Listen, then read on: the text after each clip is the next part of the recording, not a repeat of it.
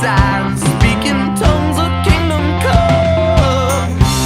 Every dawn gets its daylight, every gown gets her way like. Every step that I lay down brings me where I'm from. To lay down, to lay my cross. Wake up, wake the sun. Wake up, hanging like a shade. Wake up, wake the sun. Wake up, hanging like a shade. Wait for the first train.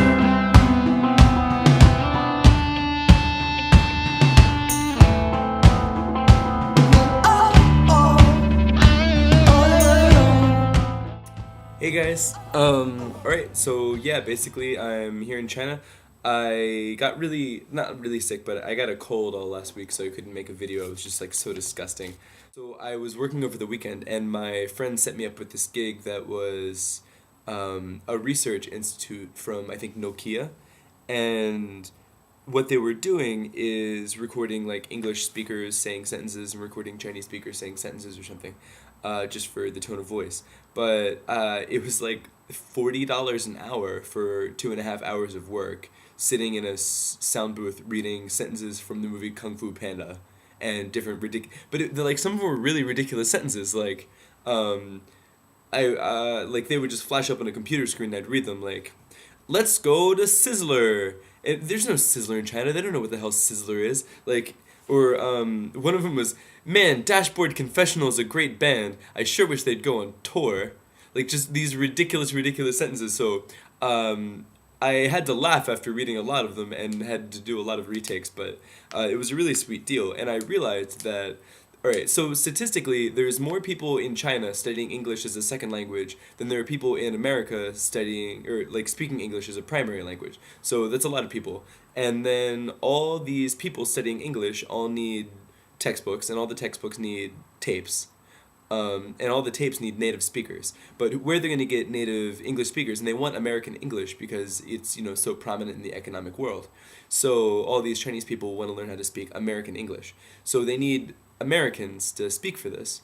But there's only two pools of Americans in Beijing, basically. There's the businessmen, and then there's the students. And the businessmen all have jobs already. Like, they're not trying to do speaking in sound booths. So they have to resort to students. And there's only so many American students, so we get paid really well for speaking English, if you want to tutor somebody, or if you want to do this kind of, if you can do modeling, you can do acting, and the pay is all awesome. Like, before I came here, a lot of my friends were joking, like, are you going to get a job and get like $1 an hour? But it turns out I can get a job and get like $40 an hour, so take that.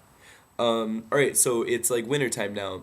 It got, well, I guess like it's still autumn technically, but what I'm trying to say is it got really cold really fast. But the good news is that the skies in autumn are amazing in Beijing. Like, it got really windy, and that sucks. But like, because it's so windy, it blows all the pollution away. So like, maybe in a week you'll have 2 days that are kind of gross, and every other day is like beautiful clear blue skies, and it's awesome. But it's kind of too windy to go and do anything. The good news is that clothes are cheap, so if I want a jacket, I just buy a new jacket and put it on top of my old jacket, and then I have clothes, and they're all really cheap. So it looks like China is basically fixing global warming right now. This new, I don't know if you heard about this new test, or a new study done by the UN, and they said that somewhere between 10 and 25% of the sunlight that's supposed to hit China or Beijing does not, because of all the pollution in the air. And I know I just said the skies are beautiful and clear, like they are, but apparently there's these brown clouds, and that's probably the grosser days. Like yesterday was pretty disgusting out. And so because of these clouds of smog, 10 to 25% of the sunlight that's supposed to hit Beijing does not hit Beijing, and or even like China, I guess. And because of that, 20% to 80% of the temperature rises from global warming have not, like, we're being shielded from 20 to 80% of the increase of temperature that's supposed to occur from global warming. So the pollution went from being so bad that it's destroying the environment to to being so bad that it's destroying its prior destruction. So, I guess, it's definitely a bad thing because it's hurting crops and everything because the sunlight's not hitting.